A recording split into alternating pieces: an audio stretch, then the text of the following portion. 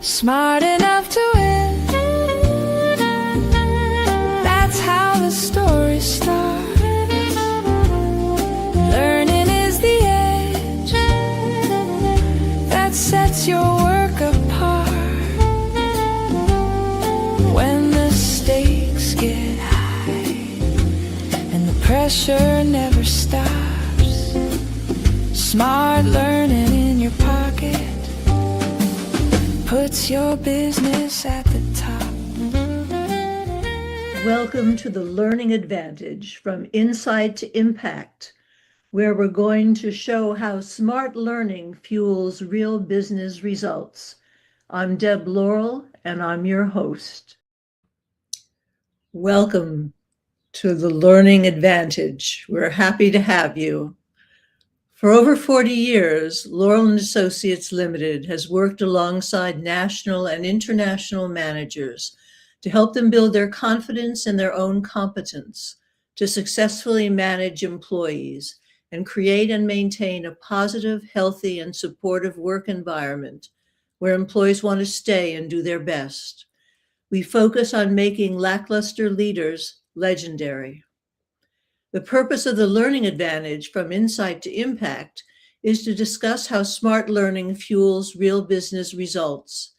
In each episode, we strive to deliver actionable strategies, evidence-based design tips, and real-world case studies that show how learning strengthens organizational health, advances sustainability, and drives profitability.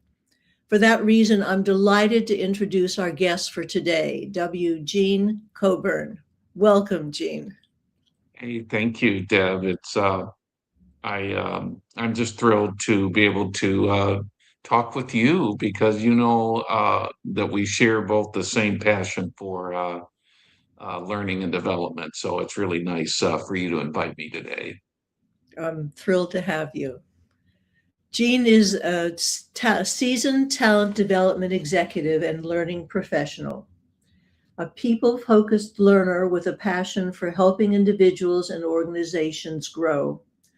With more than 35 years of experience in learning and development, Gene has designed and led training programs that strengthen leadership, improve performance, and support business goals across financial services and manufacturing organizations.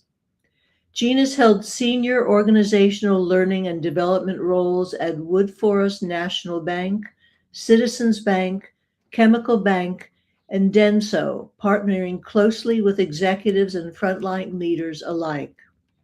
From building leadership development and succession programs to designing onboarding, compliance, and inclusive learning solutions, Gene is known for creating practical, engaging learning experiences that make a real difference. He has led and developed high-performing learning teams, supported workforces of thousands of employees, and successfully implemented modern learning and talent management platforms. At the core of Gene's work is a belief that learning should be meaningful, accessible, and tied to real-world outcomes. Collaborative by nature and data-informed in approach, Gene enjoys turning complex challenges into clear, actionable learning solutions and helping people feel confident, capable, and supported as they grow in their careers. So, Gene, welcome again. Thank you. Thank you for that lead-in. You sound wonderful, don't you? Yes, it does. I know it. A lot's happened over all those years, that's for sure. Yes. So I'm going to jump right into the questions. Great. When you think about learning as a competitive advantage, what does that mean in the context of your organization or your work? That whole idea of learning being a competitive advantage, from my experience, I think the root of it or the foundation of it, to have that competitive advantage is all centered around competencies. My experience, especially at Woodforest Bank, we spent a considerable amount of time looking at competencies for the individual contributor as well as the managerial and supervisory competencies. And I think that that's what gives the organization a competitive advantage because then everything is tied or correlates with the competencies that the organization is expecting out of its employees. And I think then the competencies then very easily tied to the organizational goals. In other words, so we're looking at, what we're trying to accomplish. How can we do that? Let's look at the type of behaviors and skill sets that we need from our employees in order to accomplish that. And then we go into the learning arena and we take a look at then what is it going to take? What types of activities? What type of experiences? What type of learning content, if you will help us or help the organization to achieve that.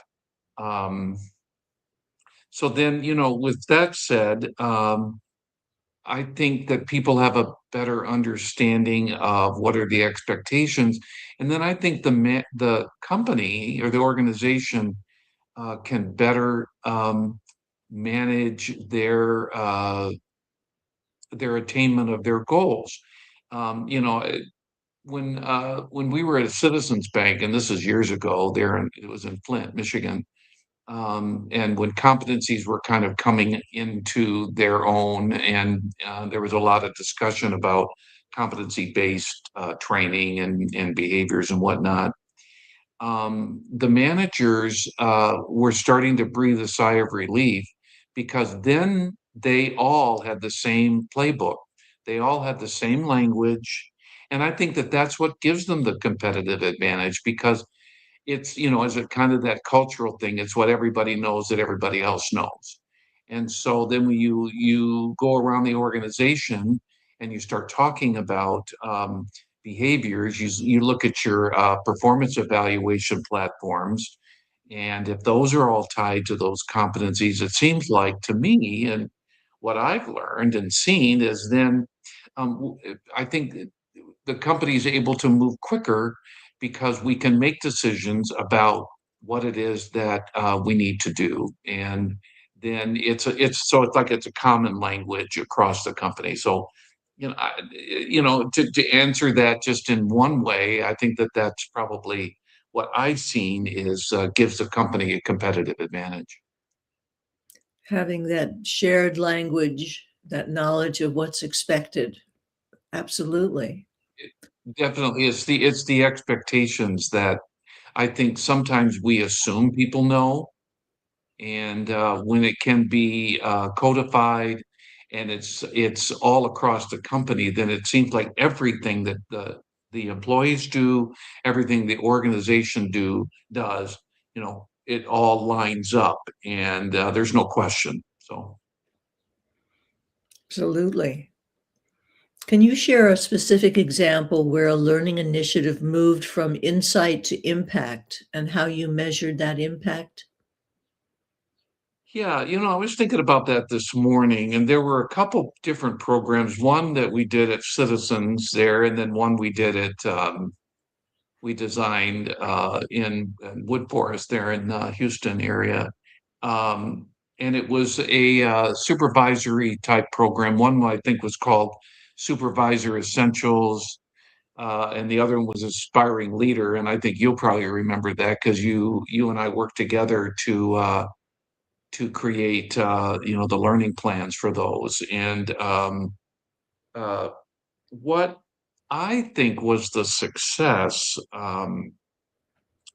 was the fact that we built in checkpoints along the way for the employee and the manager to check in.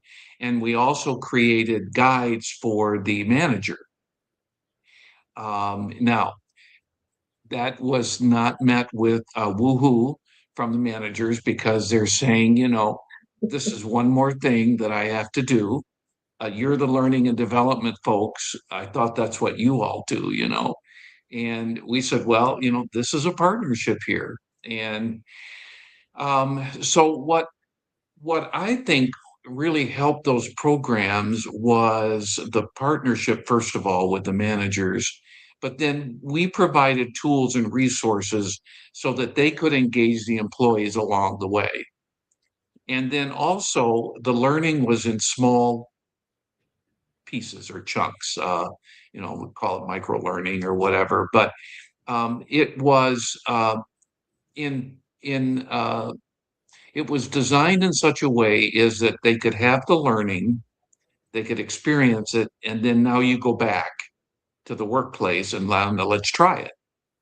And then we would ask the managers then to check in with them and say, okay, how's it going? And then the manager knew what they had um, been learning in the classroom or the webinar or whatever it happened to be. So what we did real quickly, what we did before we started the program is we had the supervisors evaluate the competencies that were tied to the content and the learning. And so then we created a scorecard. And then we asked the manager after they'd evaluated the employees to sit down and talk about them. This is where I see you today. Okay. So then they would go through the learning. And I think the program was maybe 8 or 9 months. And when it was finished, then we let the employees evaluate where they thought they were. And then I think it was about 90 days later, we had the supervisors, then we sent it all back out to them. We asked them to reevaluate. We compiled the scoring. Because most of it was numeric. There was some subjective writing, but most of it was numeric. And it was really remarkable to see the change, the movement on the continuum where employees were. And that was a nice telling to executives because, they're always questioning the validity of training. Why are these people in the classroom? Why are they spending so much time training? Um, and that was a nice metric that we could share. We could say, we've moved the needle. And I guess the last thing that we did was then we brought the employees back in and we talked about their level of confidence to be able to execute or to do some of the things. Now, it wasn't always highly successful with everyone all along the board, but the general consensus is that these supervisors, and these would be, fairly new managers, supervisors, their level of confidence seemed to be at a higher level. Now, over time, it would be interesting to go back and now check in with these employees, a year later, 2 years later, which I think is, something that we don't always get. We don't have the luxury of doing necessarily. So I would say, that would be, some of the techniques that we use or uh, some of the application that we uh, employ to try to make the training more meaningful, help it stick and then help those managers so that they had something to coach to. Perfect. Thank you. What do you see as the biggest barrier preventing organizations from fully embracing lifelong learning, and how do you think we can overcome it? Well, the first thing I always think of is they want you to give them a pill. If you could just hand out a pill and take that pill and then voila, I've had people through the years, as soon as they see a flip chart go up on the wall and markers go on the table, they just start losing it, because they just go, can't you just tell me? And then I'll go back to my desk. Or can't you just send this in an email? Why do we have to sit in a group and discuss it? So I think just the whole idea of time and just the workload pressure that and I think employees are under, um, because I think that's a big distraction. I mean, we had to I think it was at Woodforest, we had to stop managers from coming to the door of the training site Ah, and pulling their employees out. Or managers would send texts or emails and employees were constantly looking at their devices. And so we had to kind of set some ground rules, and we had to talk with our managers, that this is, a critical time. You're investing a lot of energy and resources. So I would say that is one of the biggest barriers I experienced, because nobody has time for training. The managers don't have time for training. They can't have them away. And then the employees are in there and they're feeling the pressure. The other thing is I think companies see training as an event, that it's a one and done. So if the employees, if I'm a manager and I send an employee to a 4-hour workshop on, improving my communication. Okay, well, in 4 hours, it must be done and we don't need any more training. Yep, we've had our training and you should be good to go. Uh, so I think that that's where organizations get hung up. Now, I felt in a couple of the organizations I was in that they were way more supportive, and so it wasn't necessarily a real big issue, because the company saw learning as everybody's responsibility.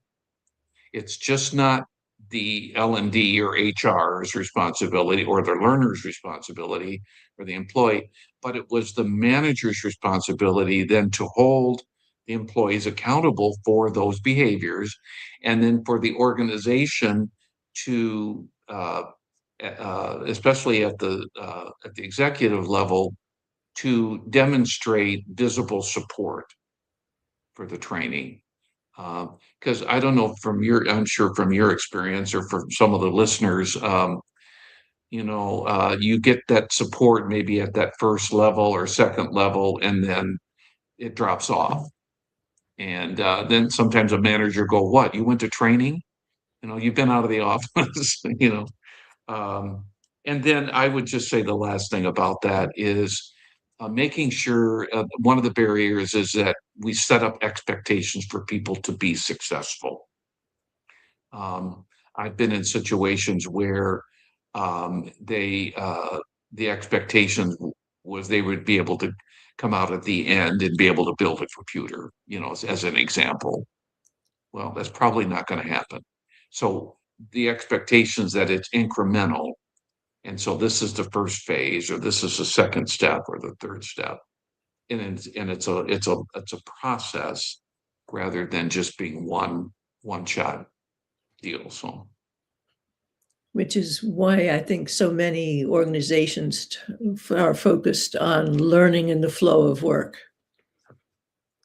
yes, Avoid so yeah, and almost I was looking at something the other day, where I think it's a hospital, and they have in the surgical rooms, and some of the other places have QR codes, and they can pop in on them and be refreshed on the skill set, or refreshed on some of the things that they need to keep in mind. Because I think that's what happens is the learner is all excited, they're happy, they say, "Yep, I'm going to go back," but they can't always remember it. And so we have to set up those, what I call cues and clues, in the workplace, so that we can help, because all of a sudden it's like riding a bike. They get back on it. Oh, and they remember how to do it. Oh, yes, that's how I'm supposed to have this conversation. And so, yeah, I think that's really critical. especially when people are taught something that they're not going to use all the time. It's so important to be able to refresh their memory, to give them some skill set information, and those QR codes certainly can do that. Yeah. Well, and we've talked over the years, it's that needs to know versus nice to know. You've sat in training, I'm sure, or situations or sessions I have, and I'm thinking, I think this could be pared down to really to what do they really need to know in order to be successful? Because I think, I've sat down with managers and you talk about, you're trying to do a needs assessment and they throw everything in but the kitchen sink. And then all of a sudden you start paring it back and now it becomes manageable. And they're fussing because they're saying, well, they need to know this, but they need to know this. Well, for this particular set of skills and for this set of outcomes, this is what they need to know. And so, again, I think that kind of adds to that whole issue of, um, you know, throwing more into the pile than really what needs to be there. And so that the learning really can be meaningful. And I think then it can be actionable. It's like, I can take this, now I can go back and do it. So. I think that we've been answering this next question, but in your view, what's one outdated belief about corporate learning that we need to let go of, and what should replace it? Yeah. Well, the first one was to take the pill, and the second one is send it to me in an email condensed, if possible. um, and well, I think another one is that, the outdated belief is that, learning only happens in the classroom, or it only happens, reading the manual. I guess, what I have learned and what I've learned from others is that really, the outdated belief is that the manager doesn't have a responsibility in this. Mhm. Yeah, because how many times do you go to a needs assessment discussion, or you sit and you present to senior management, what the learning plan is going to be like? You give them the outline, and it just blows them away because all of a sudden you've included time for leader engagement. An example, we used to do ahead of one of the managerial, it was called the accountable manager, I think. Um, and we would do a leader orientation. And it was about 3 hours because it was about a year long program, broke up into segments. But we had a leader orientation, and we introduced key content and key concepts. But the critical thing is we always kept tying it back to the competencies, which they were familiar with. So they could see the applicability, or they could see there was potential value in them learning what they were going to learn or experience, because they could see that it had validity within the organization. We weren't just making this stuff up. you know, or I've had managers go like, why are you teaching them that? We don't do that here. Well, yes, you do. You may not do it here, but the company culture is such that that's what we do. And so I think that that's probably, really the biggest um, outdated belief. Yeah, I think we kind of talked a little bit about that. And then the one other point I noted was that people think that it's HR's responsibility to skill everybody up. And I mean, I think that's a very old myth because, typically training and development always typically falls up underneath an HR role, typically. And so they always look to HR, just, send them to training, but don't make it too long, don't make the training long. So, because I can't have them off the line very long. That was a big experience with Denso, because I had never worked in a manufacturing environment. And so that was very interesting how we had to structure and deliver the training because we had production going also. So uh, anyway. How are you leveraging data, technology, or new learning methods to create more personalized and effective learning experiences? Yeah, there's there's a lot going on in the arena. I mean, you can just Google, and you just get a whole laundry list of things and platforms and tools and whatnot, to design learning, to deliver learning. I think what I was thinking initially was I think the pandemic was a game changer, um, in terms of maybe the way as a learning professional, I thought about learning. Um, because I was in Houston at the time when during the pandemic at that bank. And so we were, everybody was off site for, for about 2 months or so, 3 months before people started to kind of trickle back in. And we had to reevaluate how we were going to deliver learning because we did have a lot of classroom events and training all across the footprint. So um, we had to look at other methodology that my team wasn't necessarily familiar with. So we had to we used the time that we were out of the office and not on site to do some skilling, to skill up in terms of webinar design, e-learning, some of the platforms that deliver training. Um, what I have learned that one size does not fit all. So one type of learning methodology doesn't always, well, it just doesn't fit everyone. And so I think that some of the new learning methodology and platforms are starting to recognize that or do recognize that in the way they're introducing some other ways that people can learn. Um, I think people like small, what they call micro learning, small little bursts of learning. They either can use it on their phone, they can use it on their laptop, their iPad, or wherever it happens to be. And there's also these platforms have coaching modules on there, so you can, go through a little 3 or 4 minute learning segment, and then there's an opportunity to be coached from the learning platform. There's certainly social tools out there. One of the things that I always suggest to managers and organizations, or I have, is creating, somewhat like we're doing today.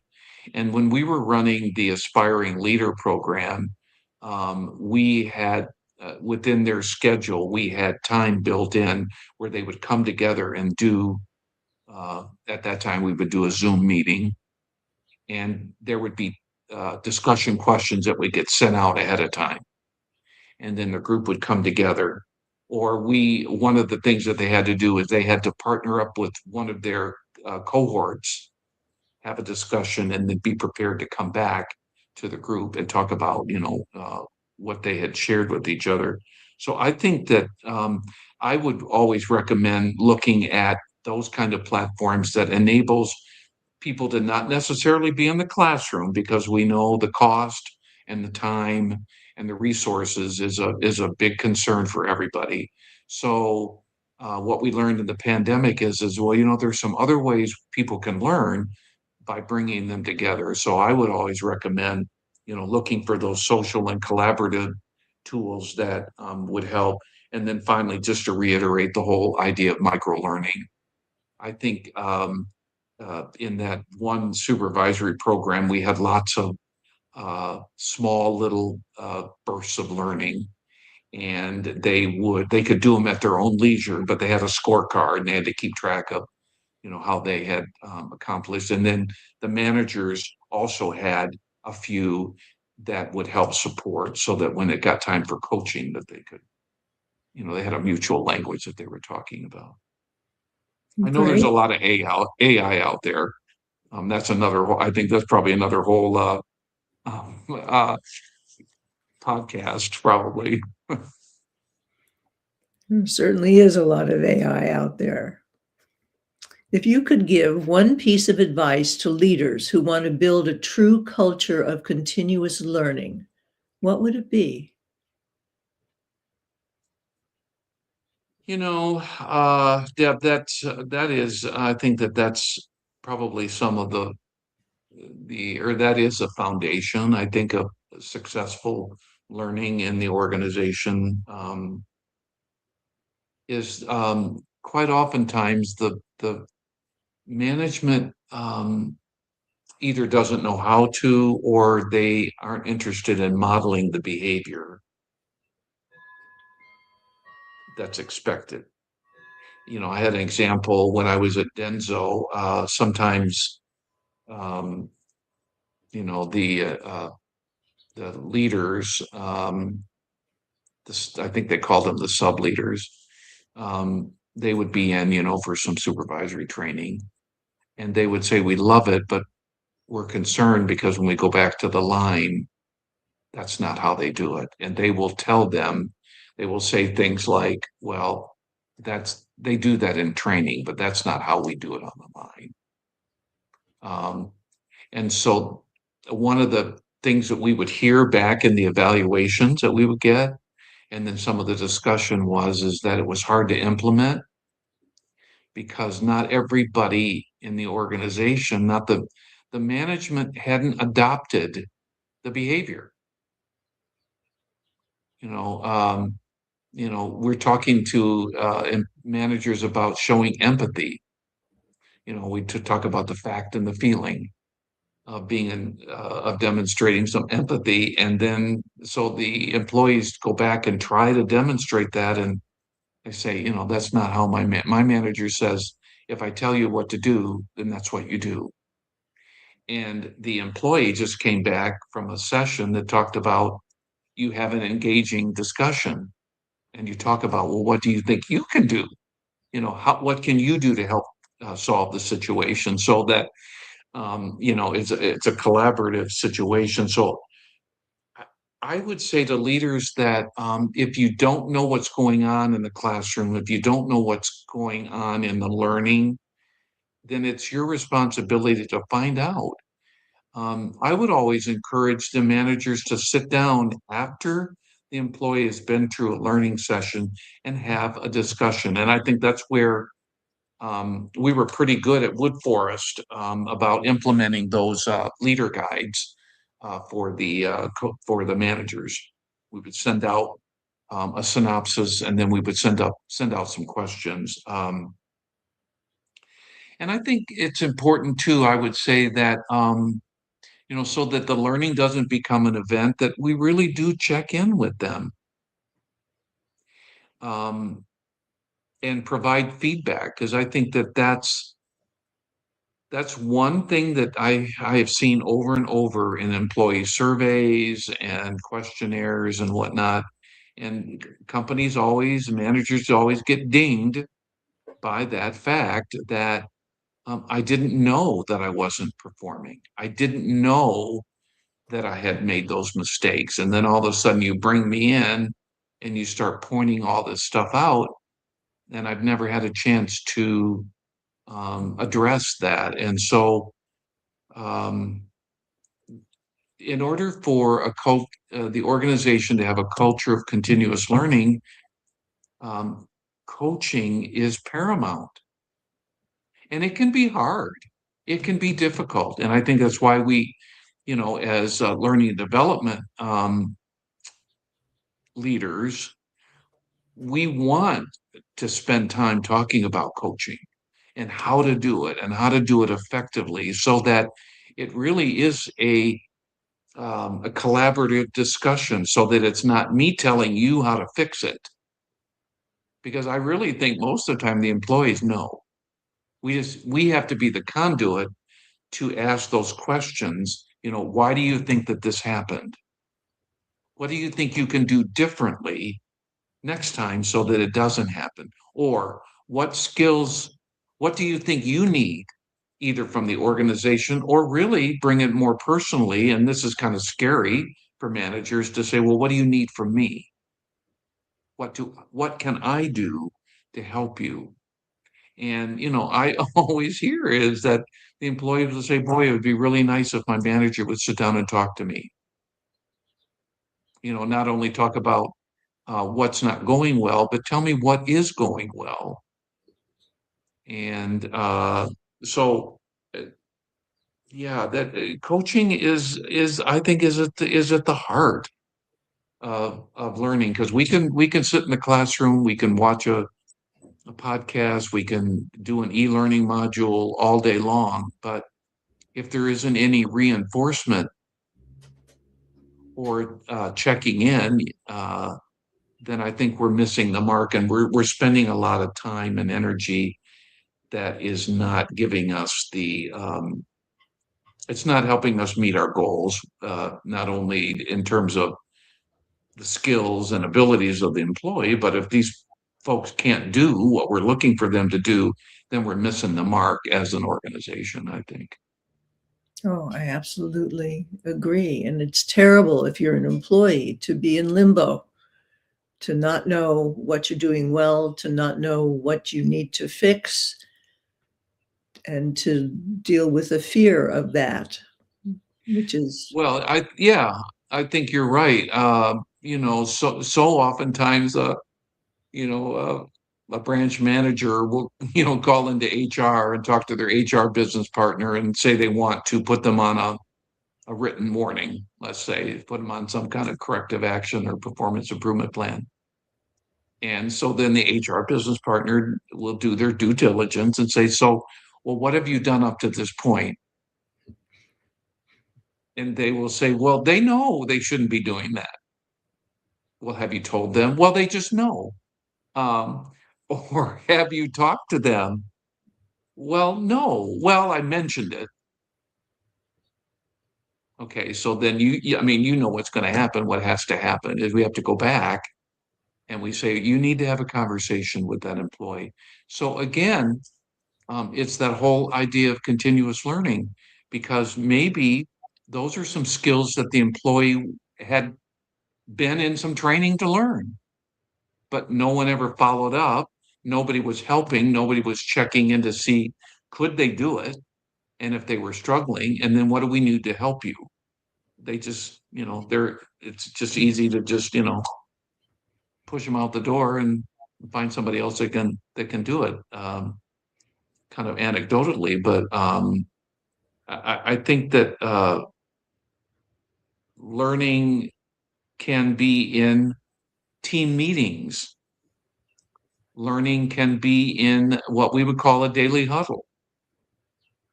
And it could be a particular topic for the day, or it could be a particular situation that maybe happened the day before.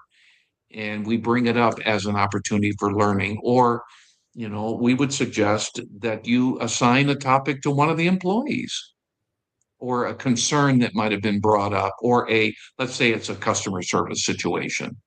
Okay, let's bring it before the group and let's talk about what happened, and then what could you all do differently so that we have a better outcome, or the customer leaves more satisfied and not as upset, and the employee is not as upset. I think that there's just all these ways that we can engage more dialogue with our employees, especially as managers, and I think that creates it's just a more healthy environment, and people want to come to work. I was just reading an article about in Inc. Magazine about how important respect is. And we show respect by giving people feedback and by listening to them and by engaging them in conversation. And I think when we have managers who say, well, I'll know it when I see it, that's a big, a big red flag on the I play know. that the employee probably doesn't know because has never been told. That's a good point, and I think that goes. I think that really supports the whole idea of a culture of continuous learning, is to look for those opportunities to reinforce when they do something well. Um, Yes. and you said, I love it, because the manager will say, well, they know what they're supposed to be doing. They know when they're doing it well. I don't need to give them a pat on the back every time they do something well. Well, you're right. You don't need to.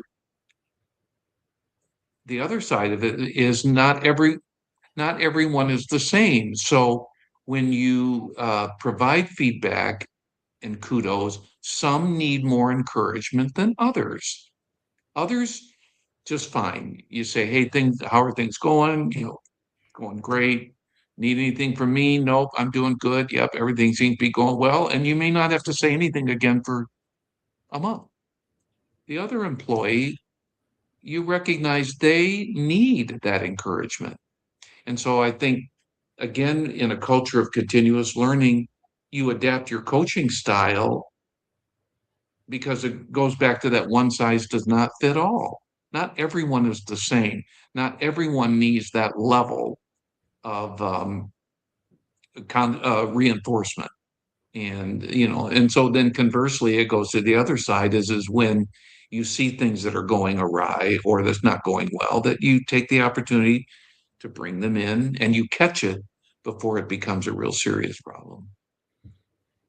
Yes, I have a document, a checklist for tough conversations, because we have managers who will do anything to avoid having that conversation if someone is not fulfilling expectations. And so often when we have that conversation, we find out it's not that the employee has awakened that morning deciding to not do something well. There's some system, some process, some procedure, some lack of resources, something that we could provide that they're lacking, that makes it so Mhm. difficult for them to perform. Well, and the other thing about that is sometimes the employee is very reticent because if they reach out for help, they may view it as a sign of weakness. Like, I should be able to do this. Well, yes, we want you to be able to do it. Yeah, that's the goal. Okay, well, there's a learning curve, and we know people all learn differently. And sometimes you can tell a person how to do it. They say, "Yep, yep, I get it," and they go back and they do it. Others need to practice it and maybe stumble a little bit, but they eventually do get it. And they get it potentially is because we've given them some reinforcement. And we said, "Yep, okay, well, let's break this 6-step thing into small steps. And let's go incrementally." So again, I think that goes back to the culture of learning that we may need to be willing to break it down into smaller pieces for people because they will get it. But we have to be willing to take the time. And as we said at the very beginning of this conversation, one of the biggest barriers is time and workload. So there's just no time. And but I think we need to make time if we really want to be successful. What's one book, resource, or learning experience that has had a lasting impact on you personally? Well, there's a lot. And I was thinking about which there are a couple. One old, well, it's not old, but it's Simon Sinek. Um, I was introduced to him and some of his writings and philosophy, many years ago. But I went out there and I was looking to see, I couldn't remember exactly the title of the book, but it's called Start with the Why. Mhm. And I love that philosophy and just that whole way of thinking. It talks about organizations being more successful on all rungs of the ladder. Okay, whether it's product development, whether it's the sales of it, whether it's the follow up, or whatever it happens to be. If people understand why they're doing what they're doing, chances are they're going to be more successful and they're going to buy into the organization, the goals of the organization. Because so oftentimes, um, the uh, the manager will just communicate the what. This is what I want you to do, and then they walk away. There was a video, a cartoon that we used to use. We used it all the time. It was called Learning to Think Like a Manager, and it was a little 12-minute cartoon, and the manager was called Middle, and he was kind of stuck in the middle. But he didn't understand why people weren't getting it, because he'd say, I tell them what to do. I tell them what to do. And then he would walk away, and you could see these characters just scratching their head. And then they would be forced to figure it out. And they would say, well, why did we have to figure this out? If we would have just had a little bit of help, and if we would have understood why A needed to go with B, then chances are we could have gotten to the solution quicker. Um, and so I really like that book. And if folks aren't familiar with Simon Sinek, he's got several publications out there, and he says that any successful organization at whatever juncture you're at needs to always explain the why. He says that people have a tendency to be early adopters because, when you're introducing something new, a new learning concept, a new way of doing something, a new product, if you can get those early adopters in, and most of the time it's because they explain the why, and the people go, oh, that's why we're doing it, or that's why we're making the change. And I think that goes right along with what we do in learning, is we can tell them the what all day long.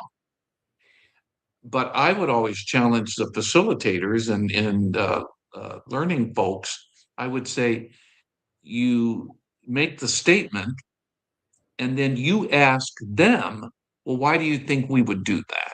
Why do you think that you would share a fact and a feeling when you're trying to make an empathetic statement? And most of the time, they will pull within themselves, they will intuitively figure that out. And then all of a sudden, ooh, they're buying into it much more readily because they've come up with the answer. And so, I think it's your philosophy. Why tell somebody something? Why tell adults something that they can figure out for themselves? Or why tell adults without putting some reason behind it? Because chances are, yeah, they will do it, but they may do it begrudgingly because they don't understand why they're being asked to do it. So that's a great book. I wrote down, it came out in 2009. I think there's an anniversary edition that's come out. Then there's another one that folks probably are familiar with. I wasn't until recently, called Make It Stick: The Science of Successful Learning. I don't know if it's Peter Brown and Henry Rudiger and Mark McDaniel. And the whole premise of that is talks about learning in short segments, being able to apply it, evaluate it, and then go back and learn the next piece. It's like stacking the learning. And you and I, we've talked about that before, how we stack the learning. So we've got this whole big chunk of content or set of key skills that we need to get these folks up to speed on. Okay, well, when you look at it, they go, there's no way I'll be able to do that. All right. So what you do is you then break it down into chunks. And I know, Deb, in some of your methodology, it says you chunk it down into manageable bite-sized pieces so that then they can bring it in, talk about it, apply it, evaluate it. And now let's look at the next piece. And now how does that fit with what we just learned? Now let's bring those two things together. Okay, now it doesn't seem so bad. And now I go to that next piece. And so, all of a sudden now you've got all six pieces. And when you first looked at it, you said there was no way that I would ever be able to do that.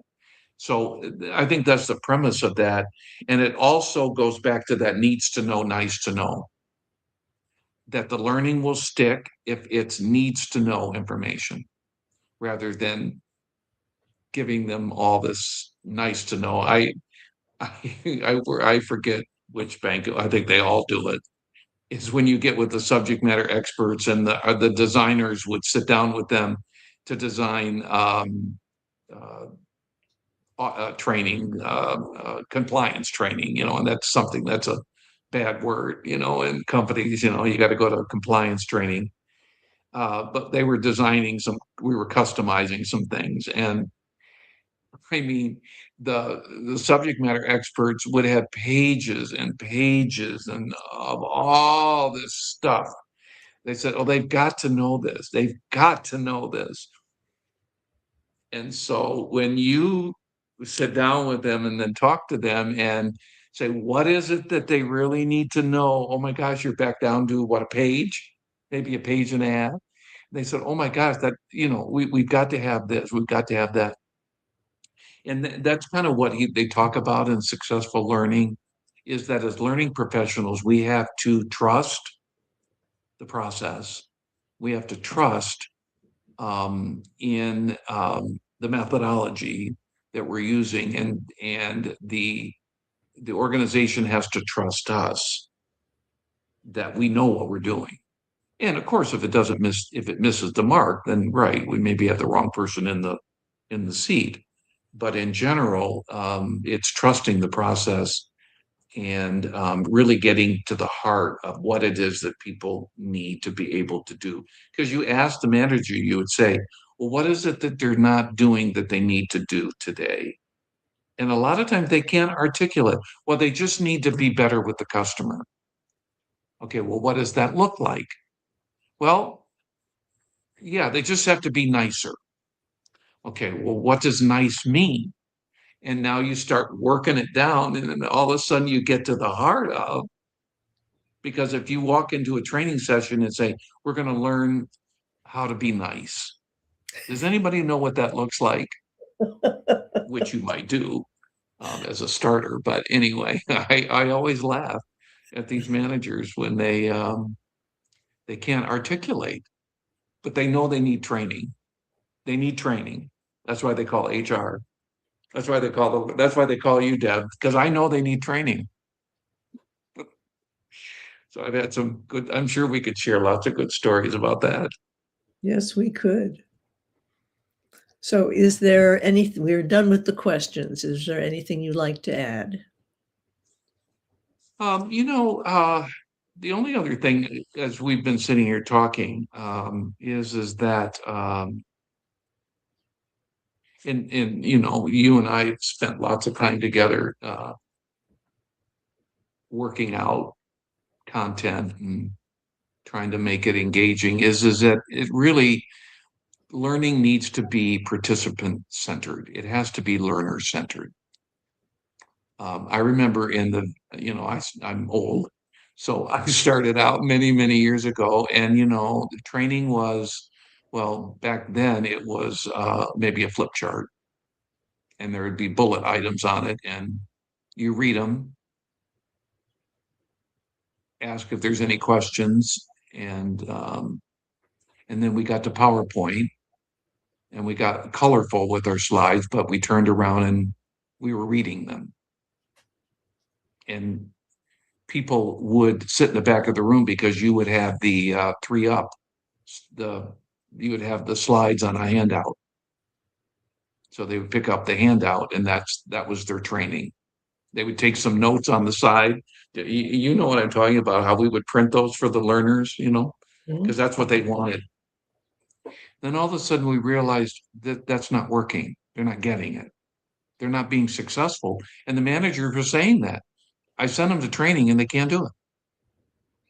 So then we realized that it needed to be focused on the learner.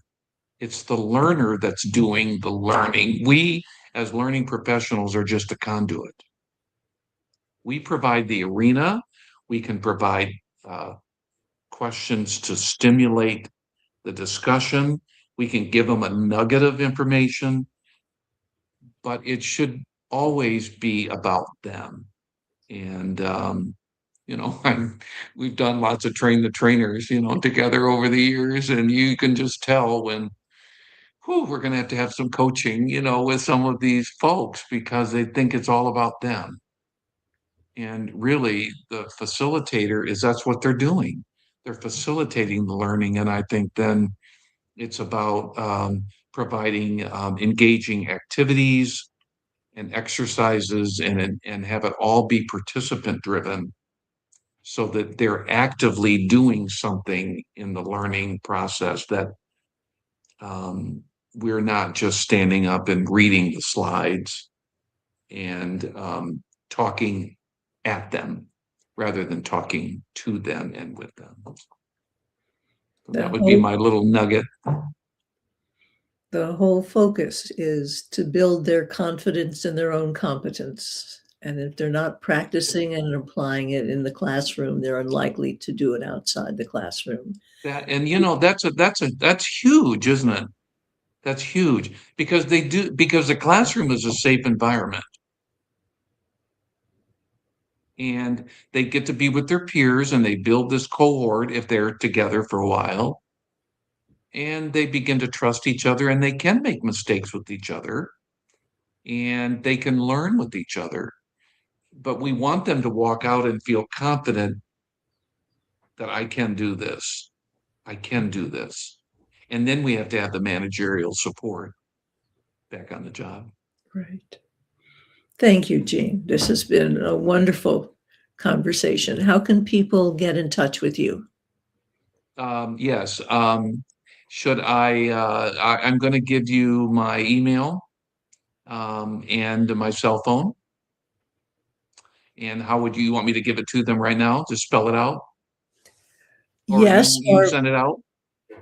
I don't have a way of sending it out because I don't know who has watched. Perhaps the best way for people to get in touch with you initially would be to go to your LinkedIn. Yes, go to my LinkedIn page. Yes, send me a message and let's chat some more because I'm always interested in other people's perspectives because I think as a learning professional, that's how we grow, is we listen and we watch our peers work. And I'm always learning something from other folks. So yeah, go to my LinkedIn page and I'd be happy to respond. Okay. So thank you, Jean, and thank you, our listeners, for listening in and participating in our conversation. I hope that you learned as much as I did from our session today. Join us next week on March 24th as we meet with Pamela Fritz, the president of Savvy Resources, Inc., where she serves as a system mechanic for small and mid-sized business leadership. And please remember that Laurel and Associates is always focused on making lackluster leaders legendary as smart learning fuels real business results. Contact me, Deborah Laurel, on LinkedIn if you would like to discuss your learning and development needs. So thank you again. Thank you. Thank you so much for joining us today on the Learning Advantage from Insight to Impact. We'll look forward to seeing you again next week. Every lesson, every workshop, every failed attempt you save becomes a map upon the desktop. Show